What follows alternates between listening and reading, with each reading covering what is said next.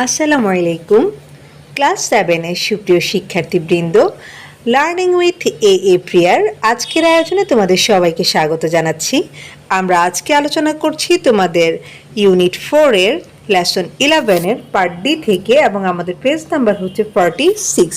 এর আগের ভিডিওতে আমি পার্ট সি পর্যন্ত বিস্তারিত আলোচনা করেছি। তোমাদের কারোর যদি টপিকগুলো দেখার প্রয়োজন বলে মনে হয় তাহলে তোমরা প্লেলিস্টে গিয়ে দেখে নিতে পারো। তো চলো আগে আমরা ইনস্ট্রাকশনটা দেখে নিই। আমাদের ইনস্ট্রাকশনে বলছে ask and answer the questions. Ask মানে হচ্ছে জিজ্ঞাসা করা, আনসার মানে হচ্ছে উত্তর দেওয়া, আর কোশ্চেন্স মানে হচ্ছে প্রশ্নগুলো, অর্থাৎ প্রশ্নগুলো জিজ্ঞাসা করো এবং উত্তর দাও। আমাদের প্রথম প্রশ্নে বলছে is the health care support free to all, অর্থাৎ এই যে স্বাস্থ্যসেবার যে ব্যাপারটা, এটা কি সবার জন্য ফ্রি বা সবার জন্য ফ্রিতে দেওয়া হয়, এরকম জিজ্ঞাসা করা হচ্ছে। তো সেটার আনসার তোমরা এভাবে লিখতে পারো যে the health care support is not free for all, অর্থাৎ এটা সবার জন্য ফ্রি না। Only very poor people get free treatment from here, শুধুমাত্র যারা অনেক গরিব সে ধরনের লোকেরা এখান থেকে ফ্রি চিকিৎসা সেবা পেয়ে থাকে। তো এই জিনিসটা কিন্তু আমরা আমাদের টেক্সটে পেয়েছি। এইখানে দেখো ডক্টর মাহমুদ নিজেই বলছেন যে they pay very little and very poor people get free treatment. Okay, তারপর দেখো 2 নম্বর প্রশ্নে বলছে why is the doctor waiting for a torch bearer, অর্থাৎ এই ডাক্তার কেন একজন আলোকবর্তিকার জন্য অপেক্ষা করছেন। তো সে প্রশ্নের উত্তর আমরা এইভাবে লিখতে পারি যে the doctor is waiting for a torch bearer, অর্থাৎ এই যে আমি প্রশ্নের এই অংশটাকে নিয়ে নিব, দ্য ডক্টরের পরে এই যে আমাদের প্রথম যে ইজ অক্সিলারি ভার্বটা রয়েছে সেটা দ্য ডক্টর অর্থাৎ সাবজেক্টের পরে বসিয়ে দিব, তা আর বাকি অংশটা নিয়ে নিব ওখান থেকে। তাহলে দেখো the doctor is waiting for a torch bearer, এতটুকু লিখবো, লিখে বা লিখবো because she is getting old, কারণ তার বয়স হয়ে যাচ্ছে বা তিনি বৃদ্ধ হয়ে যাচ্ছেন। তো এই জিনিসটাও আমরা প্যাসেজের কোথায় পেয়েছি, চলো একটু দেখে আসি। উনি এখানে এই যে রিপোর্টারকে বলছেন যে I am getting old so I am waiting for a torch bearer.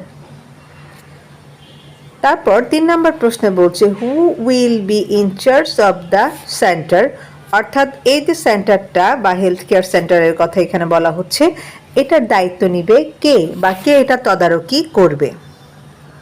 আনসারটা আমরা এভাবে লিখতে পারি যে any young doctor who is eager to take the responsibility for the treatment of the poor will be in charge of the centre.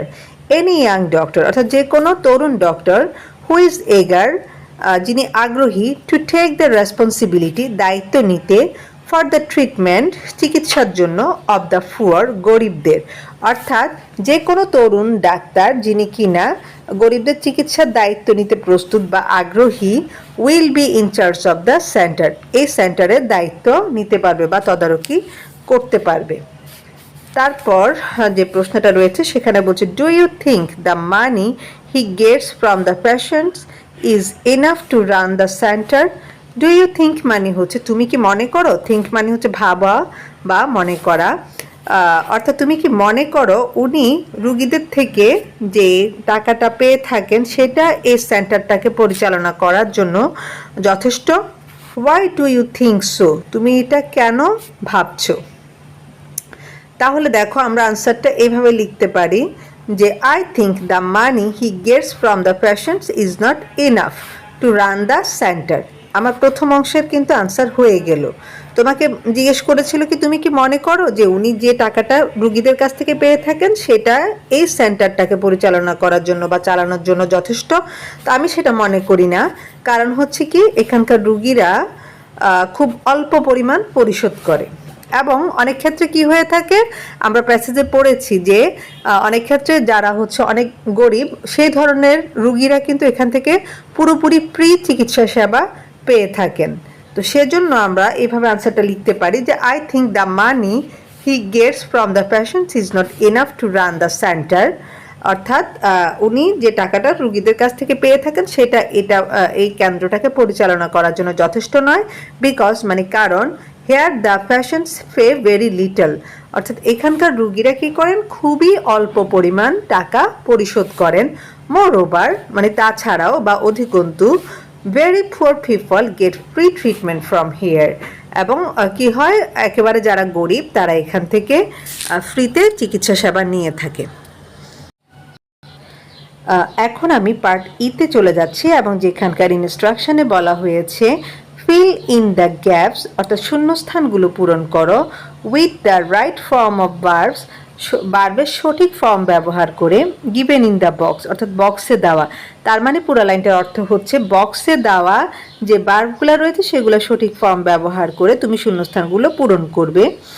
You can use মানে হচ্ছে ব্যবহার করা, অর্থাৎ তুমি ব্যবহার করতে পারো আ ওয়ার্ড একটা শব্দকে মোর দ্যান ওয়ান্স একবারের বেশি। তো আমাদের বক্সে যে শব্দগুলো রয়েছে সেগুলো আগে একটু আমরা দেখে নিই।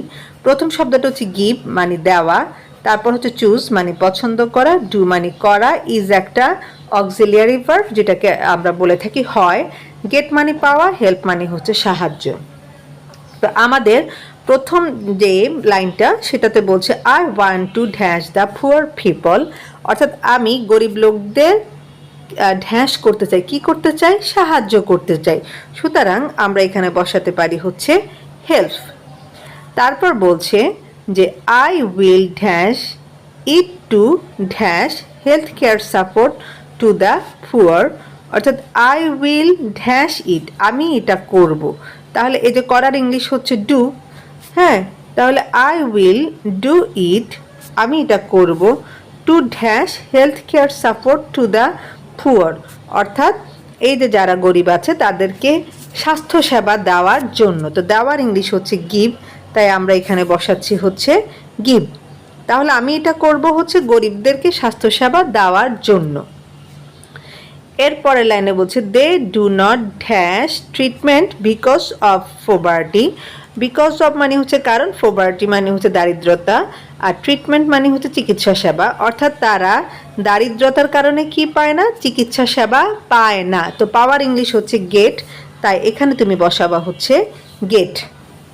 পরের লাইনে বলছে সো মাই ড্রিম, অর্থাৎ তাই আমার স্বপ্ন dash two be a doctor, একজন ডক্টর হওয়া। তো হওয়া যে ইংলিশ হচ্ছে ইজ, যেটা একটা অক্সিলারি ভার্ব হিসেবে আমরা ব্যবহার করছি এখানে। তাহলে দেখো so my dream is to be a doctor, তাই আমার স্বপ্ন হচ্ছে একজন ডক্টর হওয়া। তাহলে to dash the poor people, হ্যাঁ, অর্থাৎ গরিবদেরকে সাহায্য করার জন্য। I will dash my village to work, আমি কি করব, আমার গ্রামকে পছন্দ করব কাজের ক্ষেত্র হিসাবে, অর্থাৎ গরিবদেরকে সাহায্য করার জন্য আমি আমার গ্রামে কাজ করাটাকে পছন্দ করব। তাহলে পছন্দ করা বা বাছাই করার ইংলিশ হচ্ছে চুজ। আর এই যে দেখো তোমাকে কোশ্চেনে কিন্তু বলেছিল যে একটা শব্দকে তুমি চাইলে দুইবার ব্যবহার করতে পারো, তো আমাকে হেল্প শব্দটাকে দুবার ব্যবহার করতে হয়েছে এখানে। তো আজকের ভিডিওটা আমি এখানেই শেষ করছি। ভিডিওটা সম্পর্কে তোমরা তোমাদের যে কোনো মতামত কমেন্ট বক্সে অবশ্যই জানাতে পারো। ইনশাআল্লাহ পরবর্তীতে পার্ট F থেকে আলোচনা করব। সে পর্যন্ত তোমরা প্রত্যেকে ভালো থাকো, সুস্থ থাকো আর লার্নিং উইথ এ প্রিয়ার সাথেই থাকো। আল্লাহ হাফেজ।